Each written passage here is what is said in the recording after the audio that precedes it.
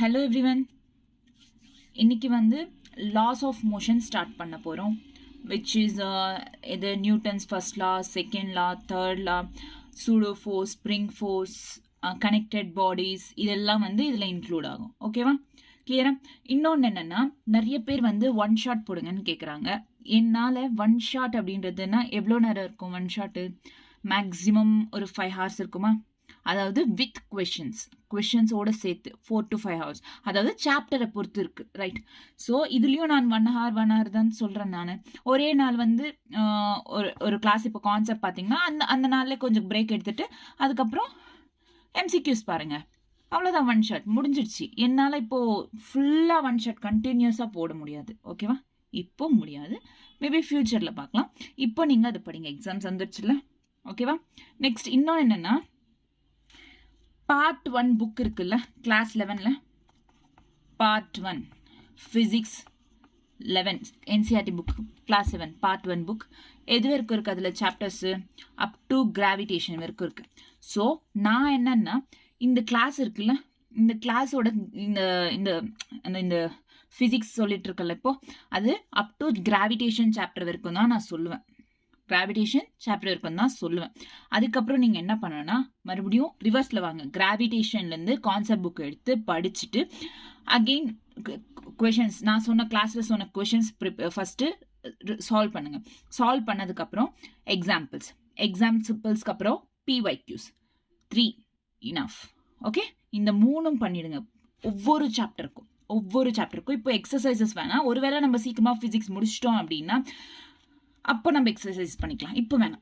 ஓகேவா? கிளியரா? என்னென்ன சொன்னேன்? ஸோ என்னென்ன, first class notes very important. Concept book maintain பண்ணுறீங்களா? கிளாஸ் நோட்ஸ், கிளாஸில் சொன்ன கொஷின்ஸ், கிளாஸ் நோட்ஸ் ஃபஸ்ட்டு. அதுக்கப்புறம் எக்ஸாம்பிள்ஸ், என்சிஆர்டி எக்ஸாம்பிள்ஸ், வெறும் எக்ஸாம்பிள்ஸ், நாட் எக்ஸசைஸ்.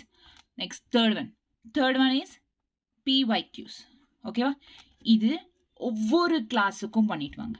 அகெயின் அப்புறம் நான் அது எப்போ இந்த கிராவிடேஷன் கம்ப்ளீட் பண்ணி முடிக்கிறேனோ அதுக்கப்புறம் எல்லா சாப்டர் அப் டு கிராவிடேஷன் வரைக்கும் டிபிபி சென்ட் பண்ணுறேன் டெலிகிராமில். ஓகேவா? அந்த டிபிபியை ப்ராக்டிஸ் பண்ணுங்கள். ஓகே, நெக்ஸ்ட் கிளாஸ் நான் ஸ்டார்ட் பண்ணுற வரைக்கும் நீங்கள் எப்போ இந்த மாதிரி பண்ணிட்டேன் அப்படின்ற கமெண்ட் பண்ணுறீங்களோ அப்போ நான் நெக்ஸ்ட் பார்ட் புக் எடுக்கிறேன். பார்ட் 2லேருந்து ஸ்டார்ட் பண்ணலாம். ஓகே, 3 months இருக்குது. நீங்கள் இதோட பேரலாக வந்து நீங்கள் பயாலஜி, கெமிஸ்ட்ரி படிச்சுக்கோங்க. இப்போ என்னால் அந்த சப்ஜெக்ட் சொல்ல முடியாது. நீங்கள் ஃபிசிக்ஸ் அப்படின்றது இப்போது இதை பாருங்க. ஓகேவா? கிளியரா? ஒன்றும் இல்லை, 2.5 months இருக்குது. Don't worry. Okay, March, April, May 5th exam. ஓகேவா? டோன்ட் வரி, ஸ்ட்ரெஸ் பண்ணிக்காதீங்க.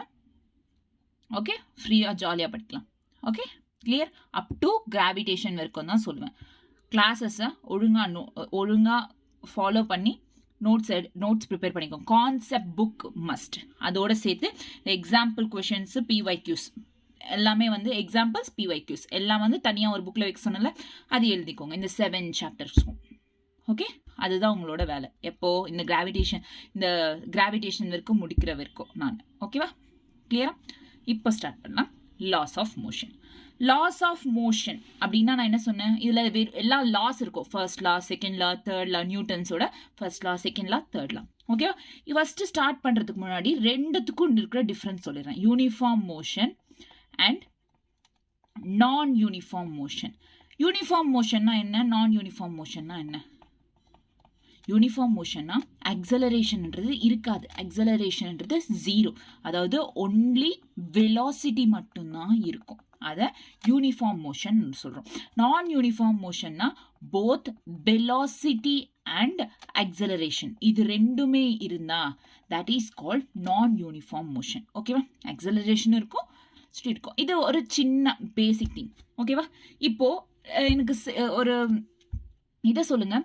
இப்போ ஒரு பாடி இருக்குது, ஒரு ஆப்ஜெக்ட் இருக்குது. அந்த ஆப்ஜெக்டை மூவ் பண்ணாலும் இல்லை ஸ்டாப் பண்ணணுன்னாலும் என்ன பண்ணணும்? ஒரு எக்ஸ்டர்னல் ஃபோர்ஸ், எக்ஸ்டர்னல் ஏஜென்சி தேவைப்படுமா இல்லையா? யாராச்சும் அதை தள்ளணும் இல்லை? எக்ஸ்டர்னல் ஃபோர்ஸ்னால் நம்மளா இருக்கட்டும், காற்றா இருக்கட்டும், கிராவிடேஷனல் ஃபோர்ஸாக இருக்கட்டும், மேக்னெட்டிக் ஃபோர்ஸாக இருக்கட்டும், ஏதோ ஒரு இது வேணும் அது அந்த ஆப்ஜெக்டை மூவ் பண்ணுறதுக்கு.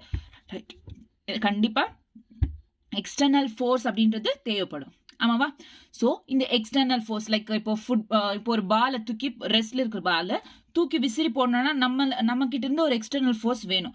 அதே மாதிரி இப்போ ஒரு கல்லை தூக்கி போடுறோம்னா நம்ம கிட்ட இருந்து ஒரு எக்ஸ்டர்னல் ஃபோர்ஸ் வேணும். செடிங்கெல்லாம் ஆடுதுல்ல, ஸோ காத்துக்கு தானே ஆடுது.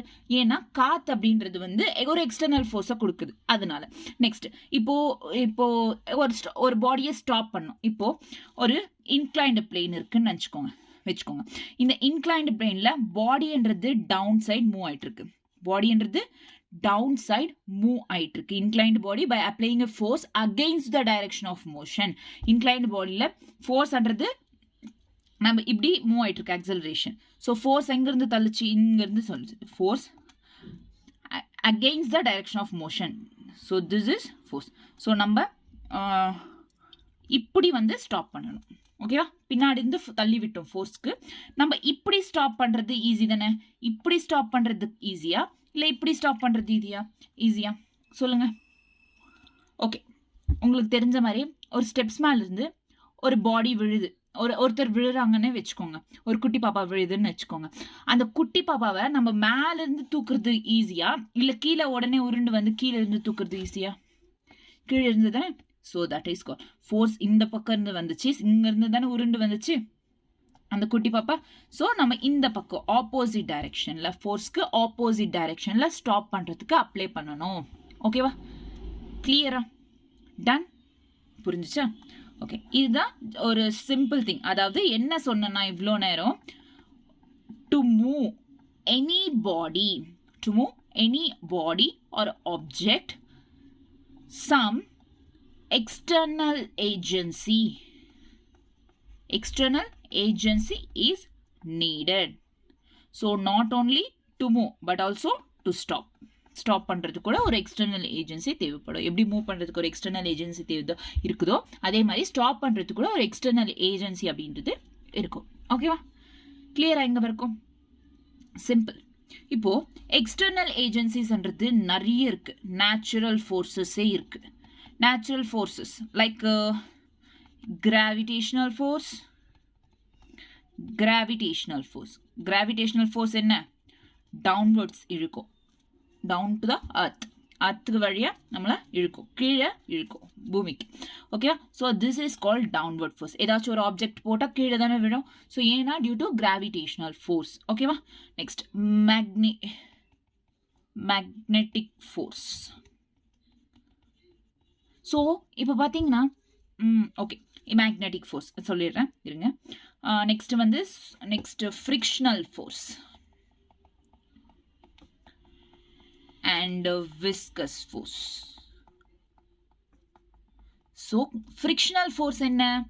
frictional force அப்படின்றது வந்து இது வந்து சாலிட்ஸ்ல ஆக்ட் ஆகும். லைக் ஏதாச்சும் கார் மூவ் ஆகுது, சம்திங் ஒரு ஆப்ஜெக்ட் இருக்கு, மாஸ் இருக்கிற ஒரு ஆப்ஜெக்ட் சாலிட்னா தெரியும்ல. ஸோ அந்த மாதிரி இருக்கிறப்போ ஃப்ரிக்ஷனல் ஃபோர்ஸ். விஸ்கஸ் ஃபோர்ஸ் வந்து லிக்விட்ஸ்க்கு. விஸ்கஸ் ஃபோர்ஸஸ் ஃபார் த லிக்விட்ஸ்க்கு விஸ்கஸ் ஃபோர்ஸ். கிளியரா எங்க இருக்கும்? இப்போ நல்லா இருக்கு. ஒரு பாடியை மூவ் பண்ணணும்னா ஒரு எக்ஸ்டர்னல் ஃபோர்ஸ் தேவைப்படும் தான் கண்டிப்பா. ஸோ எப்பவுமே நம்ம ஒரு பாடியை கையை வச்சு தான் மூவ் பண்ணணுமா? ஸோ கையை வச்சியா இல்லை டச் பண்ணி தான், அந்த பாடியை டச் பண்ணி தான் மூவ் பண்ணணுமா? அது ஒன்று சொல்லுங்க. ஆமாவா? மூவ் பண்ணணுமா இல்லையா? ஸோ டச் பண்ணியும் மூவ் பண்ணலாம். ஒரு டிஸ்டன்ஸ்ல இருந்தாலுமே பாடின்றது மூவ் ஆகும். நம்ம எக்ஸ்டர்னல் ஃபோர்ஸ் ஒரு தூரத்துல இருந்து அப்ளை பண்ணாலுமே பாடின்றது மூவ் ஆகும். ஓகேவா? So for example gravitational force எடுத்துக்கோங்க. கிராவிடேஷனல் ஃபோர்ஸ் நம்மள என்ன டச் பண்ணுதா? ஸோ நம்ம ஏதாச்சும் பாடி ஆப்ஜெக்ட் இருக்கு, அந்த ஆப்ஜெக்ட் கீழே போட்டோம்னா நம்ம கிராவிடேஷனல் ஃபோர்ஸை நம்ம பார்க்க முடியுமா? டச் பண்ண முடியுமா? ஃபீல் பண்ண முடியுமா? No. But gravitational force act ஆகுது, ஒரு டிஸ்டன்ஸ்லேருந்து ஆக்ட் ஆகுது. மேக்னெட்டிக் ஃபோர்ஸ், ஐஸ்காந்தம், அதாவது மேக்னெட்ஸ் இருக்குல்ல. ஸோ இவ்வளோ தூரத்தில் வச்சாலும் கரெக்டாக வந்து ஒட்டிக்கும்ல. ஸோ அதை தான் வந்து டிஸ்டன்ஸ்ல இருந்தும் எக்ஸ்டர்னல் ஏஜென்சியை நம்ம அப்ளை பண்ணலாம். ஓகேவா? கிளியரா? டன். நெக்ஸ்ட், இப்போ ஒரு குவெஸ்சன் ரேஸ் ஆகுது. என்னன்னா, is an external force required to keep a body in uniform motion. Okay, ஒரு பாடியை யூனிஃபார்ம் மோஷன்ல வைக்கணும்னா எக்ஸ்டர்னல் ஃபோர்ஸ்ன்றது இருந்துகிட்டே இருக்கணுமா அப்படின்றது ஒரு கேள்வி வந்துச்சு. அப்போ தான் அரிஸ்டோட்டில் ஃபேலசி வந்துச்சு. அரிஸ்டோட்டில் ஃபேலசி, அதாவது அவர் ஒரு லா சொன்னார். ஆமாம், எஸ் டு திஸ், இந்த கொஷனுக்கு எஸ். ஒரு எக்ஸ்டர்னல் ஃபோர்ஸ்ன்றது ஒரு பாடி மேலே ஆக்ட் ஆகிட்டே இருந்தால் தான் அந்த பாடி மூவ் ஆகிட்டே இருக்கும் அப்படின்றத சொல்கிறார் இவர். ஓகேவா? சேம் இதை தான் அவர் எக்ஸ்பிளைன் பண்ணார். எப்படின்னா, ஃபார் எக்ஸாம்பிள், ஒரு ஆரோ, ஒரு போல் இருந்து ஆரோ, அதாவது பானம் தானே சொல்கிறாங்க, ஆரோ.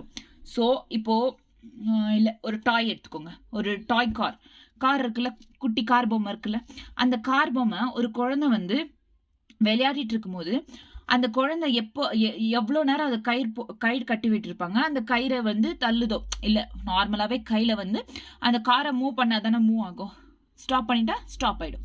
கரெக்டாக? ஸோ நம்ம என்ன சொல்கிறாரு அந்த எக்ஸாம்பிள் பொறுத்த வரைக்கும், ஸோ கார் அப்படின்றதுக்கு எக்ஸ்டர்னல் ஃபோர்ஸ் நம்ம அப்ளை பண்ணிகிட்டே இருக்கிற வரைக்கும் தான் மூவ்மெண்ட் இருக்கும், நம்ம எக்ஸ்டர்னல் ஃபோர்ஸ் எடுத்துட்டோம்னா மூவ்மெண்ட் இருக்காது அப்படின்னு சொல்லிட்டு சொல்கிறோம். ஓகேவா?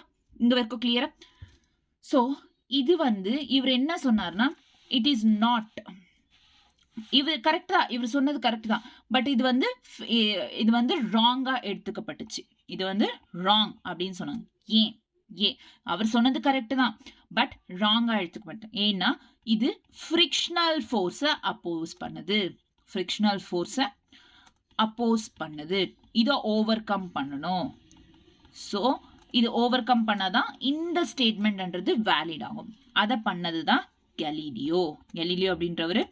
வித்தவுட் ஃப்ரிக்ஷனல் ஃபோர்ஸ் இதை வந்து பாசிபிள், யூனிஃபார்ம் மோஷன்ல மூவ் பண்ணலாம் அப்படின்னு சொல்றது சொன்னார். Without frictional force. ஓகேவா? இதெல்லாம் ஜஸ்ட் ஒரு சாப்டர் ஸ்டார்ட் பண்ணணும்னா ஒரு பேசிக் திங்ஸ், அவ்வளோதான். ஓகேவா? இங்கே வரைக்கும் கிளியரா? டன். ஸோ இந்த கலீலியோ அப்படின்றவர் சொன்னாருன்னு சொன்னல, இந்த கலீலியோ இது எக்ஸ்பிளைன் பண்ணது தான் லா ஆஃப் இனர்ஷியா. இங்க இருந்த சாப்டர் ஸ்டார்ட் ஆகுது. லா ஆஃப் புன்னகை. Okay, law of inertia. Okay, actually இனர்ஷியானா என்ன? ஏதாச்சும் சேஞ்ச் ஆகிறத ரெசிஸ்ட் பண்றது. It is resistant to change ஆகாது. It is resistant to change. Inertia, law of inertia. என்ன லா ஆஃப் இனர்ஷியா அப்படின்னா, ஃபார் எக்ஸாம்பிள், ஓகே, ஒரு இன்க்ளைன்டு பிளேன் எடுத்துக்கிட்டோம் நம்ம. ஓகேவா? ஒரு இன்க்ளைன்டு பிளேன் எடுத்துக்கிட்டோம், ரைட்? ஸோ இந்த இன்க்ளைன் பிளேனில் பாடி இங்கே இருக்குது, இதுக்கு டவுன்வர்ட்ஸில் மூவ் ஆகுது அப்படின்னா, ஒரு பாடி கீழே வந்து விழுதுன்னா acceleration along with that motion இருக்கிற சைடில் தான் ஆக்சலரேஷன் இருக்கும். அதுக்கு ஆப்போசிட் சைடில் என்ன இருக்கும்? ரிட்டார்டேஷன். கரெக்டாக? ஆப்போசிட் சைடில் ரிட்டார்டேஷன் இருக்கும். கரெக்ட் தானே? ஸோ இதை தான் வந்து என்னன்னா,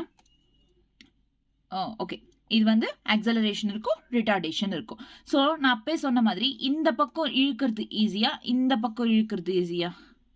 ஒரு பாடியை ஸ்டாப் பண்ணணும்னா எந்த பக்கம் இழுக்கிறது ஈஸி? அஃப்கோர்ஸ் டவுன்வர்ட்ஸ்ன்றது இழுக்கிறது easy, right?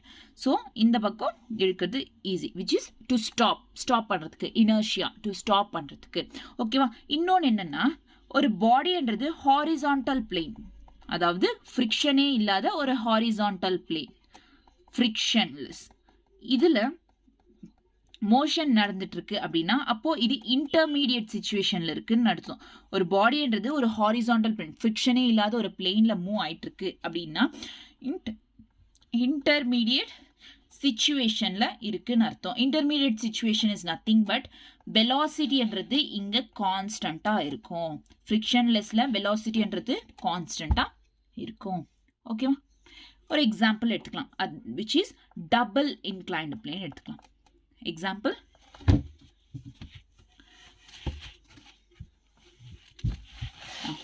Example is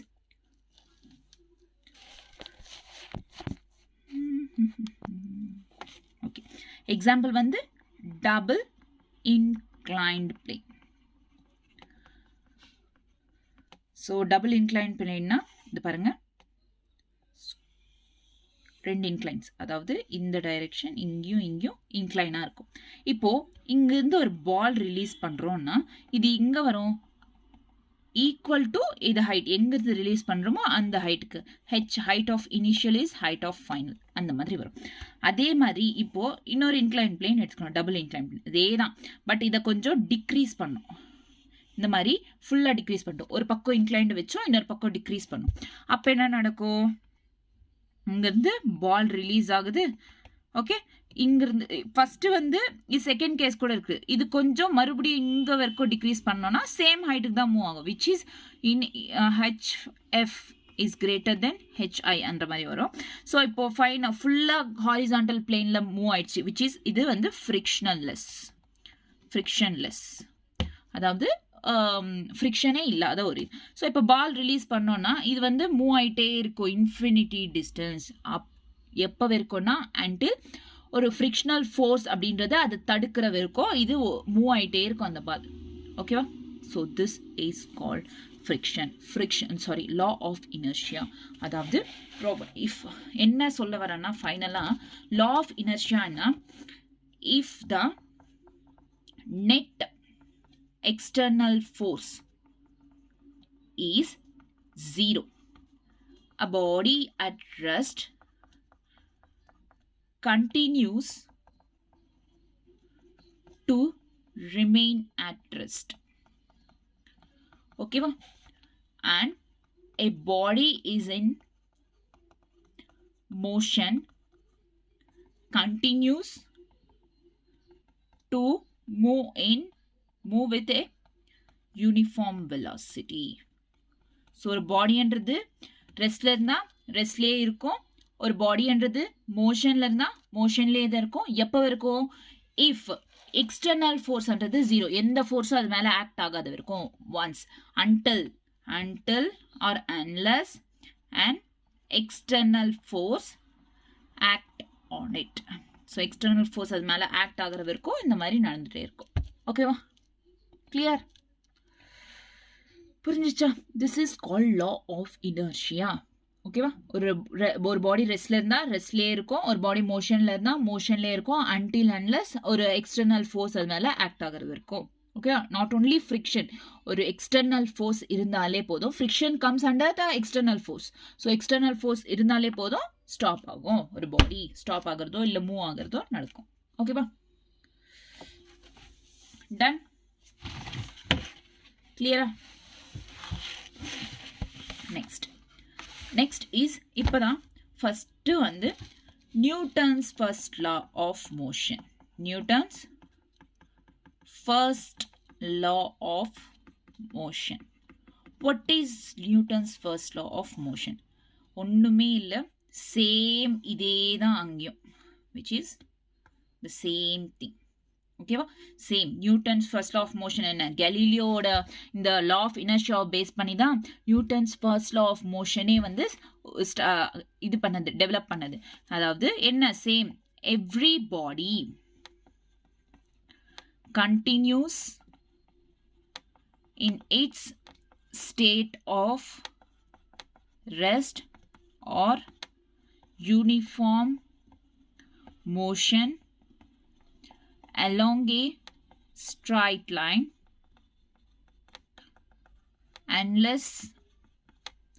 until an external force is applied. Okay va? So this is called Newton's first law of motion. Okay va? Newton's first law of motion. இதுக்கு meaning என்னன்னா F net அப்படின்றது இங்க F net is equal to 0. அதாவது total force, இது மேலே இருக்கிற ஒரு பாடி மேலே எல்லா ஃபோர்ஸுமே, எந்த ஃபோர்ஸுமே இருக்காது. டோட்டல் ஃபோர்ஸ் அப்படின்றது 0வா இருக்கும். ஓகேவா? டோட்டல் ஃபோர்ஸ் என்னவா இருக்கும்? 0வா இருக்கும். ஓகேவா? அதாவது F1, F2, F3, ஸோ இந்த மாதிரி எத்தனை ஃபோர்ஸாக இருக்கட்டும், அப் டு Fn இருக்கட்டும், இது வந்து எல்லா ஃபோர்ஸுமே 0 தான். ஓகேவா? இப்போ force is equal to ma தானே, மாஸ் இன்டூ எக்ஸலரேஷன். ஆமாவா இல்லையா? ஸோ ஃபோர்ஸ் maனா இப்போ இது 0வா இருந்தால் கண்டிப்பாக எக்ஸலரேஷனும் 0வா தானே இருக்கும். ஸோ இங்கே acceleration a net is equal to 0. எக்ஸலரேஷனும் 0. Acceleration 0னா என்ன அர்த்தம்? கான்ஸ்டன்ட் வெலாசிட்டியில் மூவ் ஆயிட்டு இருக்குன்னு அர்த்தம். கான்ஸ்டன்ட் வெலாசிட்டியில் ஒரு பாடின்றது மூவ் ஆயிட்டு இருக்கு அண்ட் ஈக்குலிபிரியம் கண்டிஷனில் இருக்கு. கான்ஸ்டன்ட் வெலாசிட்டி அப்படின்னாவே ஈக்குலிபிரியம் கண்டிஷன்ஸ்ல இருக்கு. ஸோ ஒரு பாடின்றது ஈக்குலிபிரியம் அப்படின்னு சொன்னாலுமே இந்த எல்லா கண்டிஷன்ஸும் அதுக்கு அப்ளை ஆகும். ஓகேவா? வெறும் 3 பாயிண்ட்ஸ் சொன்னேன். F net is equal to 0. எஃப் நெட்னா என்ன? எல்லா forces, sum of all forces is equal to 0. எஃப்ன்றது 0வா இருந்தால் ஆட்டோமேட்டிக்காக ஏன்றது 0வா தான் இருக்கு. ஸோ ஏன்றது 0வா இருந்தால் என்ன அர்த்தம்? கான்ஸ்டன்ட் வெலாசிட்டியில் ஒரு பாடின்றது மூவ் ஆயிட்டு இருக்குன்னு அர்த்தம். அதாவது ஈக்குவலிபிரியம் கண்டிஷன்ஸ்ல இருக்குன்னு அர்த்தம். ஓகேவா? இங்க வரைக்கும் எல்லாம் இப்போ சொல்றத கேளுங்க. Just like free body diagram சொல்ல போறேன். அதாவது இப்போ ஒரு பாடி இருக்கு, இது ஒரு பாடி, ஒரு புக்குன்னு வச்சுக்கோங்க. இப்போ ஒரு புக்கு டேபிள் மேல இருக்குன்னா அதுக்கு டவுன்வர்ட்ஸ் என்ன ஆக்ட் ஆகும்? mg, which is gravitational force along with the mass mg. இது a கூட எழுதிக்கலாம்ல, mg என்ன? ஆக்சுவலி g நம்ம நிறைய இடத்துல acceleration is equal to g is equals to 10 meter per second இந்த மாதிரி எடுத்துட்டு இருக்கோம்ல. ஸோ ma கூட எடுத்துக்கலாம் இல்லை? இது இந்த ma என்ன அர்த்தம்? Force. So this is equal to ஃபோர்ஸ்னு அர்த்தம். ஓகேவா? அதாவது mgன்றது ஃபோர்ஸாகவும் இருக்கலாம், இங்க ஃபோர்ஸ் ஆக்ட் ஆகுதுன்னு அர்த்தம். ஓகேவா? இப்போ mgனா ஆப்போசிட் டைரக்ஷன்ல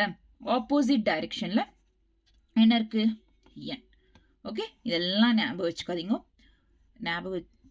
ஓகே, இப்போ டவுன்வர்ட் டைரக்ஷன் mg, அப்வர்ட் டைரக்ஷன்ல என்ன இருக்கும்? அதுக்கு ஆப்போசிட்டா நார்மல் ஃபோர்ஸ், நார்மல் ரியாக்ஷன் அப்படின்றது இருக்கும். Okay, clear? ஸோ இங்க வரைக்கும் புரிஞ்சுச்சா இப்போ நான் சொல்றது? ஒரே ஒரு பாடி இருக்கு, அந்த பாடியில என்னென்ன ஆக்ட் ஆகும், என்ன மாதிரி ஃபோர்ஸ்? கீழே வந்து டவுன்வர்ட்ஸ் வந்து mg, அப்வர்ட்ஸ் அதுக்கு ஆப்போசிட் வந்து நார்மல் ரியாக்ஷன். ஓகே, இப்போ அதே வந்து ஒரு இன்க்ளைன்டு பிளேன் இருக்கு. இது ரொம்ப இம்பார்ட்டன்ட். ஒரு இன்க்ளைன்டு பிளேன் இருக்கு. இந்த இன்க்ளைன்டு பிளேன்ல பாடி இங்க பிரசன்ட் ஆயிருக்கு. ஆமாவா இல்லையா? பாடி இங்க பிரசன்ட் ஆயிருக்கு. இப்போ ஃப்ரிக்ஷனல் ஃபோர்ஸ், அதாவது இப்படி கீழே தானே பாடின்றது வரும், அதாவது கீழே தானே இன்க்ளைன் ஃபோர்ஸை வந்து பாடி விழும். இப்படி வந்து அக்சலரேஷன் இருந்தா அதுக்கு ஆப்போசிட்டா தான் எப்பவுமே ஒரு மூவ்மெண்ட் நடக்குதுன்னா அதுக்கு ஆப்போசிட்டா தான் ஃப்ரிக்ஷனல் ஃபோர்ஸ் இருக்கும். ஏன்னா ஃப்ரிக்ஷனல் ஃபோர்ஸ் என்ன பண்ணும்? ஒரு பாடியை ஸ்டாப் பண்ண ட்ரை பண்ணும். ஸோ ஸ்டாப் பண்ண ட்ரை பண்ணுனா அது ஆப்போசிட்ல இழுக்கும். ஓகேவா? ஸோ இது ஃப்ரிக்ஷனல் ஃபோர்ஸ், இந்த பக்கம் ஃப்ரிக்ஷனல் ஃபோர்ஸ் இருக்கும். அப்போ இந்த பாடி மேல இருக்கிற வெயிட், அதாவது கிராவிடேஷனல் ஃபோர்ஸ் mgன்றது டவுன்வர்ட்ஸ் ஆக்ட் ஆகும்ல. So downwards. ஸோ இந்த mg டவுன்வர்ட்ஸ், இது இன்க்ளைன்டு பிளேன்ல இருக்கிறதுனால நம்ம இதை ரிசல்யூட் பண்ணோம் வெக்டார்ஸ் மாதிரி. ஸோ இதை ரிசல்யூட் பண்ணோம் அப்படின்னா எப்பவுமே வந்து இதுக்கு ஆப்போசிட், அதாவது இதுக்கு பெர்பெண்டிகுலரா என்ன இருக்கணும்? Is normal reaction, which is normal reaction அப்படின்றது ப்ரெசென்டா இருக்கும். ஓகேவா? ஸோ இப்படியே தான் நீங்க இதுல சம் ப்ராப்ளம்ஸ் பண்ணும்போது இதே டைரக்ஷன்ஸ் தான் எடுத்துக்கணும், கன்சிடர் பண்ணணும். ஓகேவா? mgன்றது நார்மல் ரியாக்ஷன். நார்மல் ரியாக்ஷனுக்கு அப்படியே ஆப்போசிட்ல தான் mg cos θ, அதுக்கு பெர்பெண்டிகுலரா தான் mg sin θ. ஸோ நார்மலா நம்ம வெக்டார்ஸ் போடும்போது ரிசல்யூட் ஆகும்போது இந்த பக்கம் mg cos θவும் இந்த பக்கம் mg sin θவும் யூஸ் பண்ணிப்போம். பட் அதே தான் இங்கேயும் நடக்கிறது. பட் இன்க்ளைன்ட் பிளேன்னால நம்ம சரியா இங்க கன்ஃபியூஸ் ஆகும். ஓகேவா? ஸோ அதே தான் இங்க நடக்குது. ஆக்சுவலி சொல்லணும்னா இது mg cos θ தான், இது mg sin θ தான். ஓகேவா? ஸோ நீங்க என்ன எடுத்துக்கணும்னா, இன்க்ளைன்டு பிளேன்ல ஒரு இன்க்ளைன்டு பிளேன் இந்த மாதிரி இருந்துச்சுன்னா mg ஹாரிசான்டலா என்ன வரும்? mg sin θ, வெர்டிகலா mg cos θ. அதே நார்மலா இருந்துச்சுன்னா ஹாரிசான்டலா mg cos θ, வெர்டிகலா mg sin θ இருக்கணும். Okay, clear? இது வந்து இன்க்ளைன்டு பிளேன்ல மட்டும், இன்க்ளைன்ட் பிளேன். ஓகேவா? ஸோ இதுல இருந்து என்ன தெரியுது? n is equal to mg cos θ. ஓகேவா? n is equal to, இது ரெண்டும் ஈக்குவல் பண்ணோம், அவ்வளவுதான். n is equal to mg cos θ. Okay, clear? இது எல்லாமே வந்து பேசிக் திங்ஸ். இப்போ ஸ்டார்ட் பண்ண போறோம் பாருங்க. String force. ஸ்ட்ரிங்னா என்ன? ஒரு கம்பி, ஒரு வயர், இதெல்லாம் வந்து ஸ்ட்ரிங்ஸ். ஓகே, ஸ்ப்ரிங் வேற, ஸ்ட்ரிங் வேற. ஸ்ப்ரிங்னா என்ன? அது வந்து கம்ப்ரெஸ் பண்ணால் மறுபடியும் அதோட ஸ்டேட்க்கு வந்துடும், எலாஸ்டிக் மாதிரி. ஸோ ஸ்ப்ரிங் பார்த்துருப்பீங்களா, நம்ம சின்ன வயசில் விளையாடி இருப்போம்ல, பேங்கிள்ஸ் மாதிரி இந்த மாதிரி சுற்றின்னு இருக்கும். ஸோ அந்த ஸ்ப்ரிங் அண்ணும் இதை வந்து ஸ்ட்ரிங். ஓகேவா? ஸோ இந்த ஸ்ட்ரிங் அப்படின்றது ஒருவேளை ஸ்ட்ரிங், அதாவது இந்த ஸ்ட்ரிங் அப்படின்றது மாஸ்லெஸ்ஸாக இருந்துச்சு. இஃப் ஸ்ட்ரிங் இஸ் மாஸ்லெஸ், ஸ்ட்ரிங்கோட மாஸ் கொடுக்கல, மாஸ்லெஸ்ஸாக இருந்துச்சு, அப்போ ஸ்ட்ரிங்ன்றது சேமாக இருந்துச்சுன்னு வைங்களா, ஒரு பாடிக்கு ஸ்ட்ரிங்ன்றது ஹோல் பாடிக்கு சேமாக இருந்துச்சுன்னா டென்ஷன், விச் இஸ் ஸ்ட்ரிங் அப்படின்னு இருந்தால் கண்டிப்பாக டென்ஷன் அப்படின்றது இருக்கும். Tension it's nothing but a force. Tension ஸ்ட்ரிங்கில் இருக்கிற ஒரு ஃபோர்ஸ், டென்ஷன் அப்படின்றது இருக்கும். டென்ஷன்ன்றது சேமாக தான் இருக்கும் எல்லாத்துக்குமே. ஓகேவா? கிளியரா? அது சொன்னால் இப்போ புரியாது, இப்போ சொல்கிறேன் பாருங்க. ஸோ இப்போ வந்து இது ஒரு வால், ஏதாச்சும் ஒரு சீலிங் அப்படின்னு வச்சுக்கோங்க. இதுக்கு ஒரு ஸ்ட்ரிங், ஒரு கம்பி இப்படி தொங்க விட்டுருக்காங்க. ஸோ இந்த ஸ்ட்ரிங்குக்கு இப்படி ஒரு கம்பியை இப்படி தொங்க விட்டுருக்காங்க. ஸோ இது ஒரு பாடி, ஏதாச்சும் ஒரு பாடி இங்கே பிளேஸ் பண்ணிட்டு இந்த மாதிரி தொங்க விட்டுருக்காங்க. ஸோ இங்கே இருக்குல்ல இந்த லைனு, இந்த லைன் இருக்குல்ல, ஸோ இந்த லைன் தான் this is called string. Okay, இந்த மாஸ் எம், இந்த ஸ்ட்ரிங் அப்படின்றது இருக்கு. ஸோ இங்கே பார்த்தீங்கன்னா உங்களுக்கு இது ரெண்டுமே சேம் ஸ்ட்ரிங் தான், ஆமாவா இல்லையா? சேம் ஸ்ட்ரிங் தானே. ஸோ இந்த மாதிரி சேம் ஸ்ட்ரிங் இருக்கும்போது டென்ஷன் அப்படின்றது ரெண்டுத்துக்குமே சேமாக தான் இருக்கும். நீங்கள் நோட் பண்ண வேண்டியது என்னன்னா, எப்பவுமே மாஸ்க்கு அவே தான், பாடிக்கு அவே தான் டென்ஷன் ஃபோர்ஸ்ன்றது ஆக்ட் ஆகும். இப்போ இங்கே ஒரு மாஸ் இருக்கு, இங்கே ஒரு மாஸ் இருக்கு. ஸோ இப்போ இதுக்கு இந்த மாஸ் பொறுத்த வரைக்கும் இதுக்கு டென்ஷன் இந்த பக்கம் அவே, சாரி இது tension yeah this side. Next இதுக்கு டென்ஷன் இந்த பக்கம். ஸோ அவே தான் மூவ் ஆகுமே தவிர இந்த மாதிரி எப்பவுமே கிட்ட வராது, மாஸ் தூரமாக போக தான் பார்க்கும். ஓகேவா? டென்ஷன் ஃபோர்ஸ்ன்றது தூரமாக போக தான் பார்க்கும், எப்பவுமே அவே ஃப்ரம் த பாடியாக இருக்கும். எப்போ எது டென்ஷன் அப்படின்றது. கிளியரா? ஸோ இங்கே என்ன சொல்லலாம்? ஸோ டவுன்வர்ட்ஸ் இங்கே என்ன ஆக்ட் ஆகுது? T is equal to mg. T is equal to mg. So T is equal to mg. Okay, mass oda weight enna? mg. Actually, okay, mg. T is equal to mg. Okay va? Clear? அதாவது இது upwards move ஆகுது, இது downwards move ஆகுது. So T is equal to mg. This spring force, string force, not spring, string force. Okay. Next வந்து ஒரு theory இருக்கு, which is Lamis theorem அப்படின்னு சொல்லிட்டு ஒரு theorem. Lamis theorem அப்படின்னு சொல்லிட்டு இந்த Lamis theorem ஓட first statement பார்க்கலாம். என்னன்னா, if an object O is in equilibrium, ஒரு ஆப்ஜெக்ட்ன்றது equilibriumல இருக்கு under three concurrent forces, which is coplanar forces, concurrent coplanar forces F1, F2, F3 in figure. அதாவது இப்போ பொம்மை போடுறேன் இருங்க. ஸோ இப்போ ட்ரா பண்ணுறேன் பாருங்க. கான்கரண்ட் அப்படின்னாவே என்னன்னா, ஒரு பாடியில் ஒரு பார்ட்டிகல் சேம் பாயிண்ட்லேருந்து நிறைய ஃபோர்ஸஸ் அப்படின்றது ஆக்ட் ஆகும் சேம் பாயிண்ட்லேருந்து. லைக் இது வந்து F1 and this is F2 and this is F3. So F1, F2, F3. So இந்த மாதிரி சேம் பாயிண்டில் ஒரே பாயிண்ட்லேருந்து ஆக்ட் ஆகுதா ஃபோர்ஸ் அப்படின்றது, அந்த மாதிரி இருந்தால் கான்கரண்ட் ஃபோர்ஸஸ். கோப்ளேனானா ஒரே பிளேனில் இருக்குது இதெல்லாம். ஸோ கோப்ளேனா. ஸோ இது வந்து alpha and this is gamma, alpha, gamma, and this is beta. Okay, angles. Okay ma? So இந்த மாதிரி Lamis theorem இருந்தா, which is coplanar இருந்தா, நமக்கு ஃபார்முலா என்னன்னா, F1 by sin alpha is equal to F2 by sin beta is equal to F3 by sin gamma. F3 by sin gamma. ஓகேவா? கிளியரா? Ton. Lami's theorem concept புக்கில் இதெல்லாம் note பண்ணிக்கோங்க. நாளைக்கு நான் மறுபடியும் வந்து கொஷின்ஸ் சொல்லுவேன். கொஷின்ஸ் ப்ராக்டிஸ் பண்ணணும். ஓகேவா? அப்போ புரியும். இப்போ புரியலனாலும் அப்போ புரியும். ஓகேவா? Clear?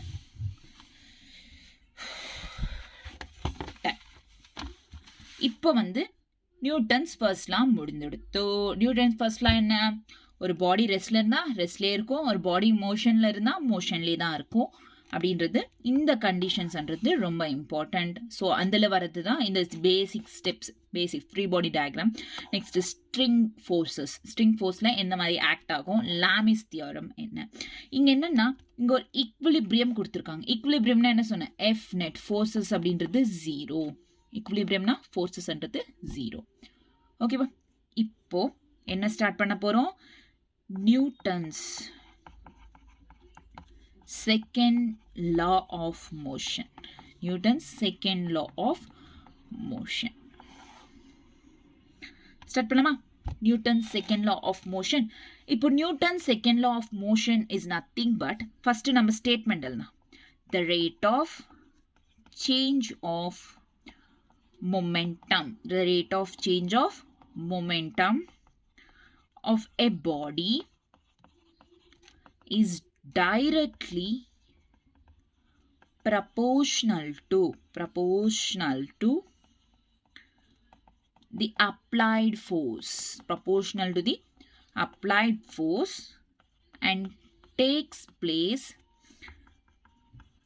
in the direction in which the force acts.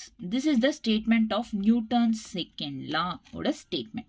So இது என்ன சொல்லிருக்காங்க? The rate of change of momentum of a body is directly applied force க்கு directly proportional. அதாவது F applied force இருக்குல்ல, average ன்னு எடுத்துக்கலாம். Change in momentum, okay, takes place in the direction of force delta by d. So this is the equation for Newton's second law of motion.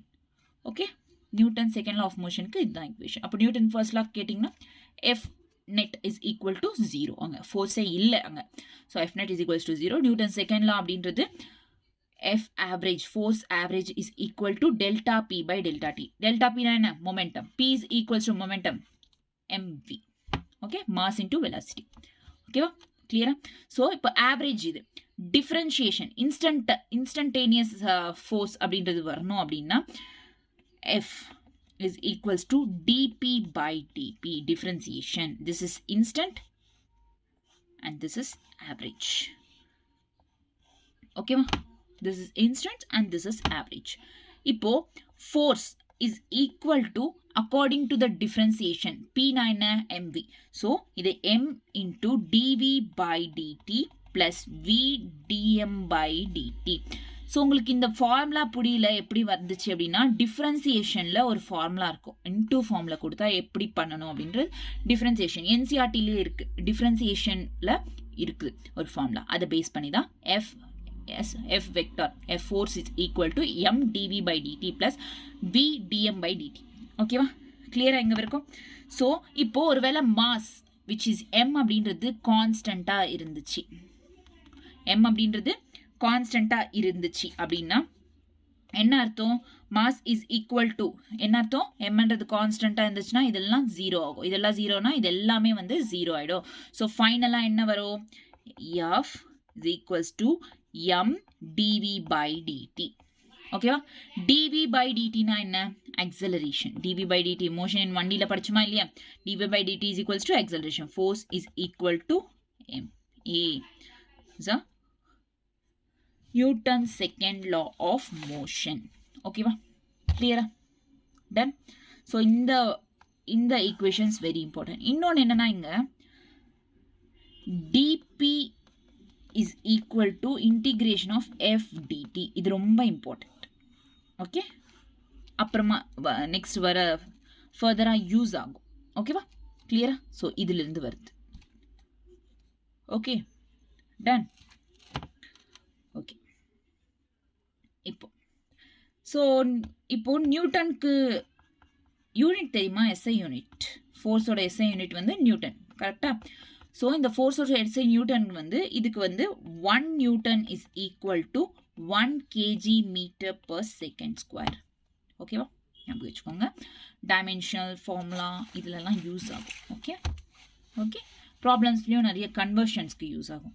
இப்போ வந்து motion in connected bodies. Connected பாடிஸில் motion எப்படி இருக்கும்? Connected பாடிஸில் motion எப்படி இருக்கும்? Connected bodies, அதாவது ஒரு பாடி இருக்குது, இது அதாவது ஒட்டிகிட்டே இருக்கு, கனெக்ட் ஆகிட்டு ஒன்று டச்சில் இருக்குது, கான்டாக்டில் இருக்குது. இந்த மாதிரி பாடி, இது ஒரு இந்த ஒன்று இது ஒன்று. ஸோ இது M1 M2 M3 இந்த மாதிரி ஒட்டிகிட்டே கான்டாக்டில் இருக்குது பாடி. அப்போ என்ன பண்ணணும்? அது என்ன பண்ணணுன்றதை நான் இப்போ சொல்கிறேன். கான்டாக்ட் கனெக்டடாக இருந்தால் இந்த மாதிரி பாடி அப்படின்றது, இப்போ நீங்கள் எனக்கு ஒன்று சொல்லுங்கள். இப்போ இங்கேருந்து ஃபோர்ஸ் அப்ளை பண்ணுறோம், ஃபோர்ஸ்ன்றது இந்த மாதிரி அப்ளை பண்ணுறோம். எனக்கு ஒன்று சொல்லுங்கள், இதுக்கு முன்னாடி நம்ம ஒரு பாடி அப்படின்றது இப்படி வச்சோன்னா டவுன்வர்ட்ஸ் என்ன ஆக்ட் ஆகும்? mg, which is nothing but a force அப்படின்னு வச்சுக்கோங்க. நான் சொன்னல MAN கூட எழுதிக்கலாம் ஃபோர்ஸ். மேலே அப்வர்ட்ஸ் என்ன ஆகும்? Normal reaction. அதே தான் இங்கே, பட் நம்ம இங்கே ஹாரிசான்டலாக பண்ணுறோம். ஓகே, நம்ம இங்கே என்ன ஹாரிசான்டலாக பண்ணுறோம். ஸோ இது வெர்டிக்கலாக பண்ணோம், இந்த ஃபோர்ஸ் இப்படி அப்ளை ஆகுது, right, which is this. So அதுக்கு ஃபோர்ஸ் இப்போ இப்படி அப்ளை பண்ணால் அதுக்கு ஆப்போசிட்டில் என்ன அப்ளை ஆகும்? Normal reaction. ஸோ ஃபோர்ஸ் இப்படி அப்ளை ஆனால் நார்மல் ரியாக்ஷன் இதுக்கு ஆப்போசிட் ரியாக்ஷன், ஆப்போசிட் சைடில் ஒர்க் ஆகும். ஸோ எப்போ ஃபோர்ஸ் கொடுத்து ஒரு பாடியை இங்கே இந்த பாடியை தள்ளுறாங்களோ அப்போ இது மேலே ஃபோர்ஸ் விழும், ரைட். ஸோ இது மேலே ஃபோர்ஸ் விழும். அப்போ இந்த சைடும் N அப்படின்றது ஆக்ட் ஆகும். கிளியரா? ஸோ இப்போ ஃபோர்ஸ் இப்படி நம்ம ஒரு பாடியை தள்ளணும்னா பின்னாடி இருக்கிற பாடி நம்மள இப்படி தள்ளணும்ல, ஆமாவா இல்லையா? ஸோ இப்படி தள்ளும், அப்போ N அப்படின்றது இந்த பக்கம் வரும். Okay, clear? டன். 6. நெக்ஸ்ட் அதுக்கப்புறம் இது வந்து இதை தள்ளும். புரியுதா? நான் ஒரு ஃபோர்ஸ் ஒரு இந்த சின்ன பாடி மேலே அப்ளை பண்ணேன், அப்புறம் பின்னாடி இருக்கிற பாடி ஒரு ஃபோர்ஸ் அப்ளை பண்ணும் நம்ம மேலே. ஸோ இதுவும் நம்ம மேலே ஃபோர்ஸ் அப்ளை பண்ணும். ஸோ எப்பவுமே ஃபோர்ஸ்ன்றது ஆப்போசிட் டைரக்ஷனில் இப்படி அப்ளை பண்ணும் இந்த ரெண்டு பாடி. ஸோ நம்ம இந்த பக்கம் அப்ளை பண்ணால் இந்த ரெண்டு பாடிஸ் கிட்ட இருந்து பின்னாடி பக்கத்துல இருந்து ஃபோர்ஸ்ன்றது இந்த மாதிரி வரும். சாரி யா, ஃபோர்ஸ்ன்றது இந்த மாதிரி வரும்.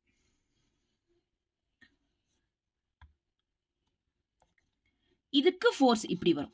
புரியுதா? அதாவது இந்த force, look at this force and this force F3 ன்னு வச்சுக்கலாம், இது F2 F1. ஸோ பாருங்கன்னா ஃபர்ஸ்ட் மாஸ் மேலே ஃபோர்ஸ் அப்ளை பண்ணால் செகண்ட் மாஸ் என்ன பண்ணோம்? நம்ம மேலே ஃபோர்ஸ் அப்ளை பண்ணோம். அதுக்கு தேர்ட் மாஸ் என்ன பண்ணோம்? தேர்ட் மாஸ் மேலே மறுபடியும் இந்த செகண்ட் மாஸ்ன்றது ஃபோர்ஸ் அப்ளை பண்ணும். ஓகேவா? கிளியரா? ஸோ இப்போ இந்த மாதிரி ஃபோர்ஸ் அப்ளை பண்ணுதுன்னா நார்மல் ரியாக்ஷன் என்னவா இருக்கும்? நார்மல் ரியாக்ஷன் அப்படின்றது வந்து இப்போ இங்கே ஃபர்ஸ்ட் அப்ளை பண்ணுறதுக்கு பாருங்க, ஃபர்ஸ்ட் இந்த ஃபோர்ஸ் அப்ளை பண்ணோம்னா இதுக்கு ஆப்போசிட்ல இந்த நார்மல் ரியாக்ஷன் வந்துச்சு, ஆமாவா? ஸோ இந்த மாதிரி ஃபோர்ஸ் அப்ளை பண்ணும் செகண்ட் பாடி மேலே, அப்போ ஆப்போசிட்ல தானே நார்மல் ரியாக்ஷன் இருக்கும். நெக்ஸ்ட் இந்த மாதிரி ஃபோர்ஸ் அப்ளை பண்ணும், இப்போ இங்கே ஆப்போசிட்ல நார்மல் ரியாக்ஷன் இருக்கும், விச் இஸ் N1 சொல்லலாம். ஓகே, அதுக்கப்புறம் இதுவும் நம்மள மேலே ஃபோர்ஸ் அப்ளை பண்ணும், விச் இஸ் N1 அப்படின்னு சொல்லலாம். புரியுதா? Listen carefully. ஒரு கனெக்டட் பாடிஸ் இருக்குது, M1 M2 M3. ஓகேவா? M1 M2 M3. Okay, clear? So ஒரு ஃபோர்ஸை இப்படி அப்ளை பண்ணும். ஸோ ஃபோர்ஸ் இப்படி அப்ளை பண்ணால் ஆப்போசிட் டைரக்ஷனில் நார்மல் ரியாக்ஷன் வரும். ஓகேவா? எப்போ நம்ம ஃபோர்ஸ் அப்ளை பண்ணுறோமோ இது மேலே என்ன ஆகும்? இது மேலே ஃபோர்ஸ் விழும். ஸோ அப்போ இது மேலே ஃபோர்ஸ் விழுந்துச்சுன்னா இங்கேருந்து ஆப்போசிட் டைரக்ஷனில் N1 இந்த மேலே ஃபோர்ஸ் விழுந்துச்சுன்னா N1 அப்படின்றது இந்த மேலே அப்ளை ஆகும். அகெயின் அது மேலே ஃபோர்ஸ் விழும். அது மாதிரி ஃபோர்ஸ் விழுந்துச்சு அப்படின்னா N1. புரியுதா?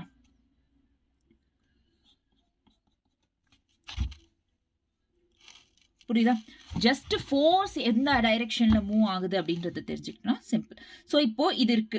ஓகே, இப்போ இங்க ஆக்சலரேஷன் அப்படின்றது இந்த மூணு பாடிஸ்க்கும் சேம்.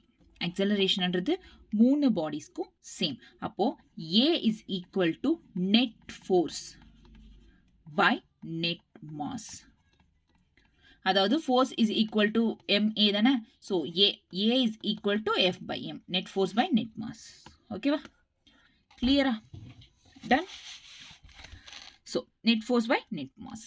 இப்போ நெட் ஃபோர்ஸ்ன்றது இங்கே ஓகே.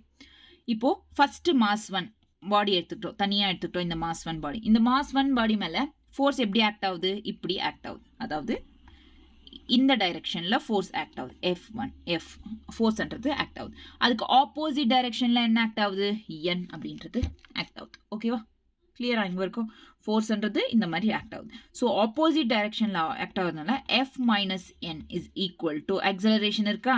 ஸோ இது ரெண்டுத்தையும் இன்டூ பண்ணுங்க, which is MA or M1A. கிளியரா, ப்ராப்ளம்ஸ் பண்றப்போ புரியும். Okay, M1A. இப்போ M3 அப்படின்ற ஒரு மாஸ் இருக்கு இங்க லாஸ்ட்ல இருக்கா. ஸோ இதுக்கு என்ன ஃபோர்ஸ் ஆக்ட் ஆகுது, இங்கிருந்து N1 அப்படின்றதும் இங்கிருந்து N1N அப்படின்றதும் ஆக்ட் ஆகுது. ஸோ ஃபைனலா N1 acceleration ஆக்ட் ஆகுது. N1 is equal to M3A.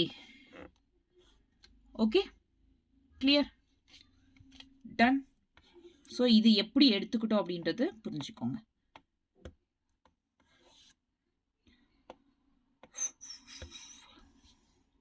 Okay,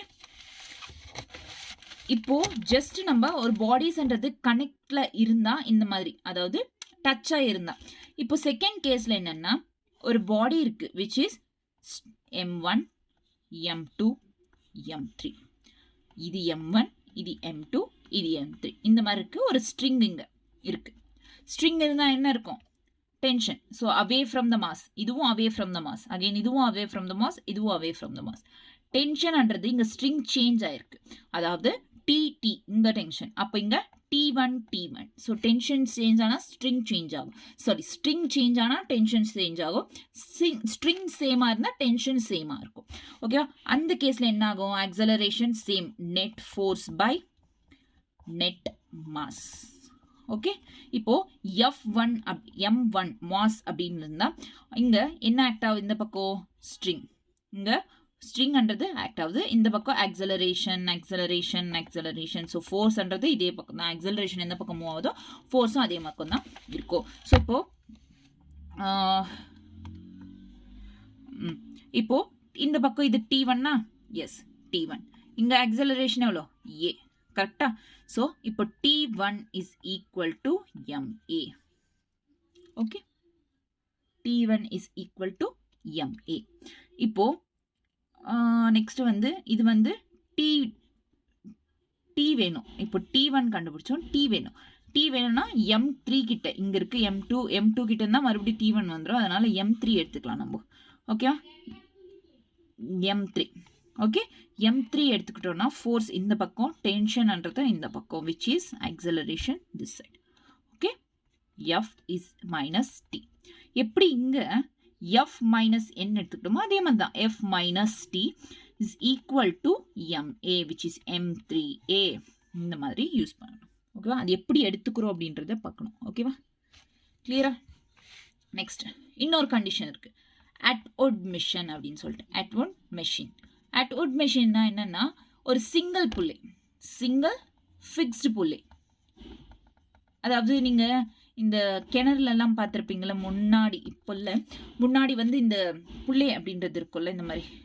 so இந்த பக்கம் ரெண்டு பக்கம் கயிறு அப்படின்றது இருக்கும், ஒரு பக்கம் நம்ம பிடிச்சி இழுப்போம், இன்னொரு பக்கம் நம்ம தண்ணியை எடுப்போன்றது இருக்கா, ஞாபகம் இருக்கா.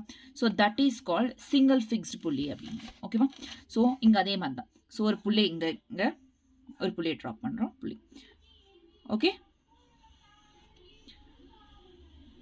திஸ் இஸ் ஒரு புள்ளி, இங்க ஒரு மாஸ், இங்க ஒரு மாஸ். ஸோ இப்போ என்ன அர்த்தம், இப்போ இழுக்கிறோன்னா இங்க மாஸ்ன்றது அதிகமா இருக்கு அர்த்தம். இப்போ இது கீழே இருந்தா எது கீழே இருக்குதோ அதுக்கு மாஸ் அதிகமா இருக்கு. இப்போ வெயிட்லாம் போடுறீங்கல்ல, முன்னாடி திராஸ்லாம் வந்துருச்சுல, இப்போ வெயிட் போடுவீங்களா. ஸோ எது கீழே இருக்குதோ அதுக்கு மாஸ் அதிகம், எதுக்கு மேலே இருக்குதோ அது மாஸ் கம்மி.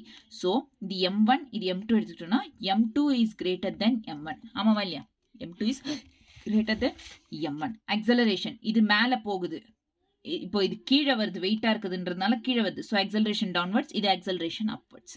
இங்க வரைக்கும் புரிஞ்சுச்சா.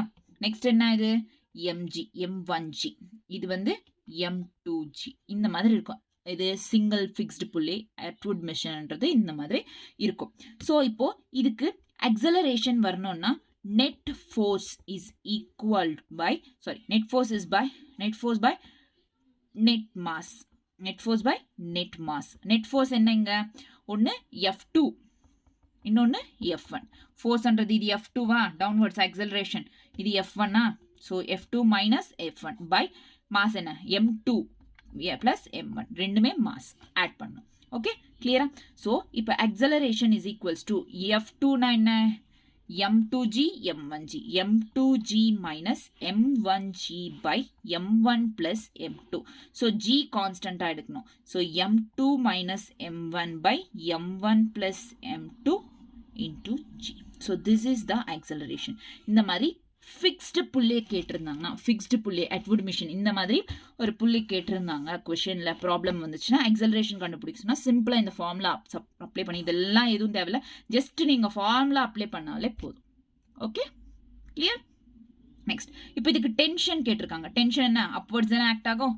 ஸோ டென்ஷன் சேம் ஸ்ட்ரிங், அதனால டீன்றதும் சேமாக இருக்கும். டென்ஷன் என்ன? அப்வர்ட் டைரக்ஷனில் ஆக்ட் ஆகும். ஸோ இப்போ T is equal to 2m1 m2 by m1 plus m2 into g. அவ்வளோதான். ஸோ இந்த ஃபார்முலாவை அப்ளை பண்ணிங்கன்னா ஆன்சர் வந்துடும். ஸோ இந்த மாதிரி ப்ராப்ளம்ஸ்க்கு, அட்வுட் மிஷின் ப்ராப்ளம்ஸ்க்கு. Okay clear? டன். நெக்ஸ்ட் கொஞ்சம் டிஃபிகல்ட், புரிஞ்சுக்கிறது கொஞ்சம் கஷ்டமாக இருக்கும். ஜஸ்ட் புரிஞ்சுக்கிட்டிங்கன்னா ப்ராப்ளம்ஸ் பண்ணால் நாளைக்கு கொஞ்சம் கிளாரிட்டி வந்துடும். ஓகேவா? கிளியரா? நெக்ஸ்ட் வந்து ஒரு டாபிக் இருக்கு, கன்ஸ்ட்ரெயின் மிஷின். இது வந்து ரொம்ப ரேர் கொஷின்ஸ் கேட்குறது. பட் நம்ம புரிஞ்சுக்கலாம், கொஷின்ஸ் கேட்டால் நம்ம ஆன்சர் பண்ணுற இதில் இருக்கணும்ல. எவ்வளோ நேரம் ஆக போகுது இது போயிடுது, ஒரு ஜஸ்ட் 5 minutes தானே, எவ்வளவோ வேஸ்ட் பண்ணுறோம். Okay, constraint machine. கன்ஸ்ட்ரெயின் மிஷின்னா when an object is forced to move. ஒரு ஆப்ஜெக்ட் ரொம்ப ஃபோர்ஸ் பண்ணி மூவ் பண்றாங்க இன் ரெஸ்ட்ரிக்டட் வே. அந்த ஆப்ஜெக்ட் அந்த போவாது. இப்போ ஒரு ஆப்ஜெக்ட் ஒரு பக்கம் போவாது, அது ஃபோர்ஸ் பண்ணி மூவ் பண்றாங்க அப்படின்னா that is called constraint motion. Object is forced to move in a restricted way is called constrained motion. ஓகேவா? இப்போ அதே தான் புள்ளை இந்த மாதிரி எடுத்துக்கிட்டோமா, which is okay, ching ching ching ching ching ching ching ching. okay, இது m1 இது m2. Okay, acceleration இங்க constrained motionல acceleration அப்படின்றது டிஃபரண்டா இருக்கும். ஓகே, நீங்க ப்ராப்ளம்லே தெரிஞ்சிடும் அது constrained motionனா எப்படின்றது. ஓகேவா? நோ ப்ராப்ளம், அதனால don't worry. So a1 a2 clear. constrained motion acceleration-ன்றது டிஃப்ரெண்ட்டாக இருக்கும். ஸ்ட்ரிங் சேம் அப்படின்றதுனால இங்கே டென்ஷன்ன்றதும் சேமாக இருக்கும், இது ஒண்டி சேமாக இருக்கும். ஓகே, constrained motion எப்பவுமே வந்தாலுமே, அதாவது நீங்கள் ஜஸ்ட் இந்த formula t1 dot a1 plus t2 dot a2 plus 3t dot a3 and so on plus tn dot an is equal to 0. இது யூஸ் பண்ணும். இப்போ velocity கொடுத்தாங்கன்னா t1 dot v1 plus t2 dot v2 plus 3t dot v3 plus so on plus tn dot vn is equal to 0. so இந்த formulas நம்ம use பண்ணணும். wait a minute. ching chaka ching chaka ching ching ching. cut copy. okay, so இப்போ என்னன்னா so இந்த ஃபார்முலாவை நம்ம use பண்ணோம். Constraint மோஷனில் இருக்கிறதே இதுதான், இந்த ஃபார்முலா மட்டும்தான், ஜஸ்ட் இது யூஸ் பண்ணணும் அவ்வளோதான். ஸோ இப்போது இது கொஷனாக எடுத்துக்கோங்க, இந்த புள்ளி கொடுத்துருக்காங்க. ஸோ இதுக்கு எப்படின்னா என்னன்னா, இப்போ நம்ம கன்ஸ்ட்ரெயின் மோஷன் கண்டுபிடிக்கணும். t1 dot a1 plus t2 dot a2 இது ரெண்டு இருக்கா, is equal to C. So 2 tensions இருக்கு, 2 எடுத்துக்கிட்டோம், right? So t1 dot a1. So இப்போ டாட் அப்படின்னு இருக்குன்னா என்ன அர்த்தம்? இங்க டாட் ப்ராடக்ட், வெக்டார்ஸ்ல சொன்னல டாட் ப்ராடக்ட். வெயிட், வெக்டார்ஸ்ல என்ன சொன்னோம்? Dot product. டாட் ப்ராடக்ட் என்ன? AB cos theta. So cos தீட்டாவில் இங்கே எப்படி ஏபியோ இங்கே டிஏ காஸ் தீட்டான்னு எடுத்துப்போம், அவ்வளோதான். So this is DA cos theta and this is DA cos theta. So this is 1 and this is 2 is equal to 0. So T same tension அன்றது இங்க சேமா தானே இருக்கு. So T A1 cos. இப்போ A1 அன்றது மேல போயிட்டு இருக்கா, டென்ஷன் எது, டென்ஷனும் upwards. So same directionல இருக்கு. சேம் டைரக்ஷன்ல இருந்தா ரெண்டு பாடிஸும் சேம் டைரக்ஷன்ல மூவ் ஆனா, அதாவது டாட்ல இருக்கிற ரெண்டு பார்ட்டிகல்ஸும் ரெண்டு பாடிஸும் சேம் டைரக்ஷன்ல மூவ் ஆனா என்ன அர்த்தம், காஸ் அப்படின்றது 0 டிகிரிஸ் அப்படின்றது அர்த்தம். ஓகேவா?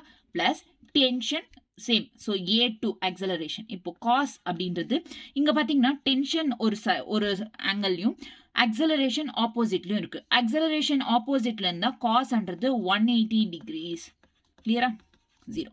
ஸோ காஸ் 0 டிகிரி எவ்வளோ, cos 0 degrees equal to 1 and cos 180 degrees is equal to -1. Okay, so equal to 1 na ta1 plus minus 1 na minus ta2 is equal to 0. Finally ta1 minus ta2 is equal to 0. This is called constraint motion. இந்த மாதிரி தான் calculate பண்ணோம். Finally புரியணும்னா ta1 is equal to ta2. So T cancel. Finally A1 is equal to A2. Okay, this is called constraint motion. Clear? So in the classல இப்போ லாஸ்டா வந்து impulse சொல்றேன். impulse அதுக்கப்புறம் next classல questions பார்த்தலாம். அதுக்கு next classல வந்து motion in laws of motionல என்ன இருக்கு, இது Newton's third law of motion, அப்புறம் spring force, pseudo force, next வேற என்ன இருக்கு, spring force, pseudo force, frictional force, இதெல்லாம் வந்து next classesல பார்க்கலாம், வரப்போற classesல. ஓகேவா? கிளியரா? நெக்ஸ்ட் வந்து impulse forces. ஒன் ஷாட் கேக்குறீங்க. ஒன் ஷாட் வந்து உங்களுக்கு இந்தனா போர் அடிக்காது. One shot 3 hours 4 hours and அந்த வீடியோ பார்க்கும்போதே பயம் வந்துடும், என்னடா 4 மணி நேரம் இருக்கா 5 மணி நேரம் இருக்கான்னு. ஸோ ஜஸ்ட் இது பாருங்க போதும். நான் ஒன் ஷாட் முடிஞ்ச டைம்ல நான் போடுறேன். ஓகே, இப்போ இது enough. Okay, impulse and change in motion, change in momentum. Change in momentum, it's a last topic in this class, so listen carefully. கேட்டுட்டு வீட்டுக்கு போங்க. ஓகேவா? ஸோ இப்போ ஒரு இம்பல்ஸ்னா என்னன்னா, இப்போ ஒரு பாடின்றது டக்குன்னு வந்து ஒரு ரொம்ப பெரிய ஃபோர்ஸை கொடுத்துட்டு டக்குன்னு ஒரு சின்ன வெரி ஷார்ட் டைம்ல டிஸப்பியர் ஆயிடும். அதுதான் இம்பல்ஸ் ஃபோர்ஸ் அப்படின்றோம். இப்போ ஒரு பாலை வந்து ஒரு வால் மேல போடுறோம், ஒரு பாலை வந்து ஒரு செவுத்து மேல அடிக்கிறோம். அடிச்சோன்னா டக்குன்னு வந்து ஒரு ஃபோர்ஸ் அது மேல கொடுத்துட்டு வித்தின் ஷார்ட் பீரியட் ஆஃப் டைம்ல அது ரிவர்ஸ் வந்துடும். Right? So that is called impulse. ஓகேவா? அதாவது எழுதிக்கோங்க, when a large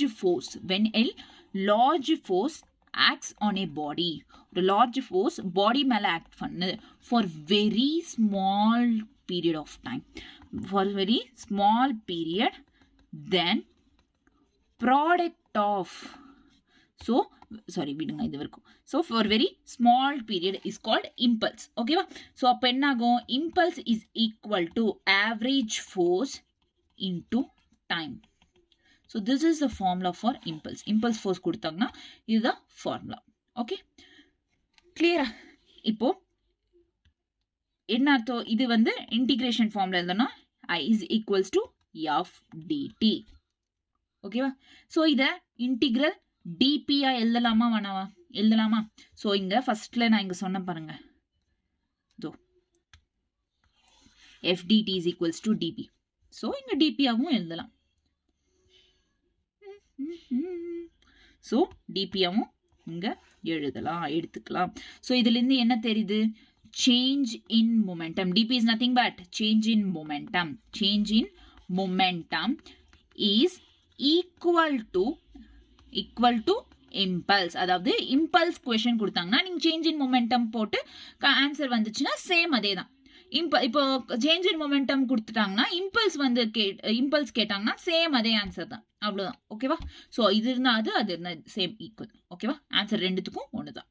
okay, equal to impulse. இப்போ சின்ன ஒரு கண்டிஷன் இருக்கு, which is collision of ball. Impulse தானே நான் சொன்னேன், collision of ball with wall. Ball with wall. Okay? Ball with wall. Okay? இப்போ ஒரு வால் இருக்கு இந்த பக்கம், ஒரு செவுரு. ஸோ இந்த பால் வந்து இங்கேருந்து நம்ம போடுறோம் ஒரு பால், which is mass m இருக்கிற ஒரு பாலை போடுறோம். ஸோ இங்கே ஷார்ட் பீரியட் ஆஃப் டைமில் இங்கே போய் ஹிட் பண்ணி ரிஃப்ளெக்ட் ஆகி இந்த பக்கம் வந்துடும் பால். ரைட்டா? ஓகேவா? கரெக்டு தானே? ஸோ இந்த ஆங்கிளை வந்து தீட்டான்றோம், பிக் ஆங்கிள் இது. ஸோ இந்த ஆங்கிள் தீட்டான்னா இது பண்ணும்போது இந்த ஸ்மால் ஆங்கிளை ஆல்ஃபா அப்படின்னு சொல்லுவோம். ஓகேவா? ஸ்மால் ஆங்கிள் என்ன சொல்லுவோம்? ஆல்ஃபா அப்படின்னு சொல்லிட்டு சொல்லுவோம். It's a basic thing. இதுதான் நடக்கும். வாலில் ஒரு பால் ஹிட் ஆச்சுன்னா இதுதான் இருக்கும். ஸோ ஃபர்ஸ்ட் கேஸ் நம்பர் 1ல இஃப் எனர்ஜி அப்படின்றது energy is not lost, energy is not lost ஆகலை எனர்ஜின்றது பால் அடிச்சதுனால அப்படின்னா, அப்போ சேஞ்ச் இன் மொமெண்டமாக இருந்தாலும் சரி, இம்பல்ஸாக இருந்தாலும் ரெண்டுமே ஒன்று தான், சேம் ஆன்சர் தான். So change in momentum is equals to minus mv sin theta. So this is a answer. எப்போ இது தீட்டா கண்டுபிடிக்கணும், இல்லை தீட்டா கொடுத்துட்டாங்க நமக்கு அப்படின்னா இந்த ஃபார்முலா. இப்போ ஒரு வேளை ஆல்ஃபா கேட்டாங்க அப்படின்னு பார்த்தோம்னா, அப்போ delta P is equal to 2mv, sorry இங்கே ப்ளஸ் தான். Okay, 2mv cos alpha. Okay, தீட்டான்றப்போ அந்த ஃபார்முலா, காஸ் ஆல்ஃபான்றப்போ இந்த ஃபார்முலா. ஓகே, இப்போ இம்பல்ஸ்னா same, impulse is equal to delta P. Okay, clear. So first கண்டிஷனில். செகண்ட் கண்டிஷனில் என்னென்னா, இஃப் எனர்ஜின்றது லாஸ்ட், எனர்ஜி லாஸ்ட் ஆயிடுச்சு அப்படின்னா என்ன அர்த்தம்? செகண்ட் கண்டிஷனில் எனர்ஜி லாஸ் ஆயிடுச்சுன்னா சிம்பிளாக delta P is equal to P final minus P initial equal to -2mv sin theta. So loss ஆகலைன்னா +2mv sin theta, லாஸ் ஆயிடுச்சுன்னா -2mv sin theta. இதை வந்து டிரைவ் பண்ணுறது எப்படின்னா, first P initial P final எடுத்துக்கினா அதுக்கப்புறம் இது ரெண்டு இது பண்ணி -2mv sin theta. ஸோ உங்களுக்கு அதெல்லாம் வேணாம், ஜஸ்ட் இது புரிஞ்சுக்கோங்க. ஓகே, வேணும்னா நான் ப்ராப்ளம்ஸில் அந்த மாதிரி ப்ராப்ளம்ஸ் இருந்துச்சுன்னா நான் சொல்கிறேன். Okay, just so this is all about today's class. So அவ்வளோதான். ஓகே, ஸோ நீங்கள் என்ன பண்ணுறீங்க, concept book is must. Concept book அப்படின்றது ஃபாலோ பண்ணுங்க, இல்லைனா உங்கள் இஷ்டம். அப்புறம் எக்ஸாம் டைமில் நீங்கள் இது பாருங்கள், concept book this concept book. So exam டைமில் உங்களுக்கு கண்டிப்பாக வந்து கஷ்டமாக இருக்கும் கான்செப்ட் புக். ஓகேவா? அதனால் கான்செப்ட் புக் அப்படின்றது ரொம்ப தேவைப்படுற ஒரு விஷயம். ஓகேவா? அட்லீஸ்ட் எம்சிக்யூஸ் ஆச்சு நீங்கள் பார்த்துக்கிட்டாலும் பரவாயில்ல, ஜஸ்ட் எழுதலைனாலும் அந்த புக்கை எழுதலைனாலும் பரவாயில்ல, ப்ராக்டிஸ் பண்ணால் இனாஃப். ஸோ இது வந்து ரொம்ப இம்பார்ட்டன்ட் கான்செப்ட் புக். எங்கே தேடுவீங்க? அங்கங்கே கொஞ்சம் நான் அனுப்புகிற நோட்ஸ், டெலிகிராமில் நோட்ஸ் இருக்கிற டிஜிட்டல் நோட்ஸ் தேவையில்லை. டிஜிட்டல் நோட்ஸ் நீங்கள் இதை பார்த்து நோட்ஸ் எழுதிக்கோங்க, நோ ப்ராப்ளம். ஸோ பட் நீங்களாம் ஒரு நோட்ஸை க்ரியேட் பண்ணணும், that is very important. Okay, digital நோட்ஸ்ன்றது தேவையில்லை இப்போதைக்கு. ஓகே, நெக்ஸ்ட் கிளாஸில் உங்களை பார்க்குறேன். பை, டாடா.